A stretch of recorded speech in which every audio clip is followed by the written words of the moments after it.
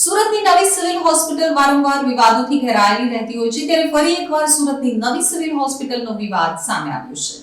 સુરતની સિવિલ હોસ્પિટલની જૂની બિલ્ડિંગના ચોથા માળે વોર્ડમાં પંખો તૂટી પડ્યો હતો, જે વોર્ડ 4માં આ બનેલી ઘટનામાં દર્દીના સંબંધીની ઈજા પહોંચી છે. તેમાં તબીબી તંત્ર દ્વારા પીઆઈયુ વિભાગને જાણ કરાઈ છે. પીઆઈયુ ઇલેક્ટ્રિક વિભાગની પંખાની તપાસ માટેના આદેશ અપાયા છે, જેમાં પુત્ર જિગ્નેશના સાર સંભાળ માટે માતા વર્ષાબેન વોર્ડમાં હાજર હતા, જેમાં જિગ્નેશનું ધ્યાન રાખનારી માતા જ દર્દી બની ગયા છે.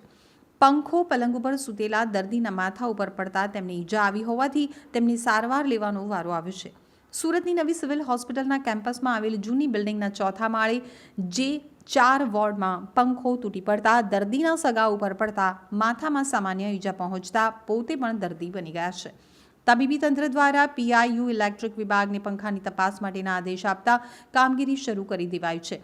જોકે નવી સિવિલ હોસ્પિટલ અવારનવાર વિવાદોથી ઘેરાયેલી રહેતી હોય છે, ત્યારે વધુ એક બનાવ નવી સિવિલ હોસ્પિટલનો સામે આવ્યો છે. નવી સિવિલ હોસ્પિટલના જૂના બિલ્ડિંગના ચોથા માળના જે 4 વોર્ડમાં કડોદરાના 55 વર્ષના વર્ષાબેન રમેશભાઈ રાઠોડના પુત્ર જિગ્નેશ ટીબીની બીમારીના કારણે સારવાર લઈ રહ્યા છે.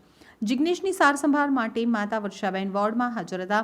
તે વખતે વર્ષાબેન ઉપર ચાલુ હવા ફેંકતો પંખો તૂટી પડ્યો હતો, જેના પગલે વર્ષાબેનના માથાના ભાગે સામાન્ય ઈજા પહોંચતા સારવાર માટે એમરજન્સી વોર્ડમાં ખસેડવામાં આવ્યા હતા. આ બનાવની જાણ સિવિલ તંત્રને થઈ હતી, તો તબીબી તંત્ર દ્વારા પીઆઈયુ ઇલેક્ટ્રિક વિભાગને તમામ પંખાની તપાસ માટેનો આદેશ આપવામાં આવ્યો છે, જેને લઈને હાલ કામગીરી શરૂ કરી દેવામાં આવી છે. મારું નામ વર્ષાબેન રમેશભાઈ રાઠોડ છે. હું ચલથાણમાં રહું છું, નવા હળપતિવાસી. હું મારા છોકરાને સિવિલમાં દાખલ કરેલો છે. 3 મહિનાથી અહીંયા જ છું. હોસ્પિટલમાં મારા છોકરા સાથે ઓક્સિજન લાગી ગયું છે.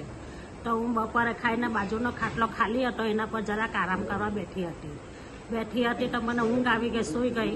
તો 3 વાગ્યાનો સમય થયો એટલે મારા માથા પર પંખો પડ્યો ને મને ઘણી ઈજા થઈ.